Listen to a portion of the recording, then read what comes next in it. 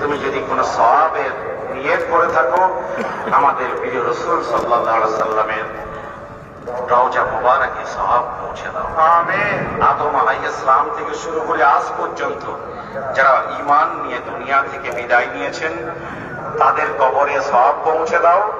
আর খাস করে আমার ভাইরা যারা এতদিন ধরে মেহনত করেছেন, গায়ের ঘাম ঝরিয়েছেন, তাদেরকেও তুমি কবুল করো। আমিন। তুমি তাদের সবাইকে চেনো, তোমার কুদরতি চোখ দিয়ে তুমি সবাইকে দেখেছো মাওলা।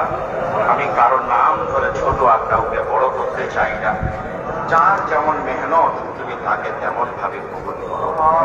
আগামী 24 তারিখে কলকাতায় যে ব্রিগেড, 26 তারিখে 26 এপ্রিল কলকাতায় যে ব্রিগেড সমাবেশ, সেটাকেও তুমি কামিয়াব করো। মোনাফেকি থেকে, রাজনৈতিক চক্রান্ত থেকে তুমি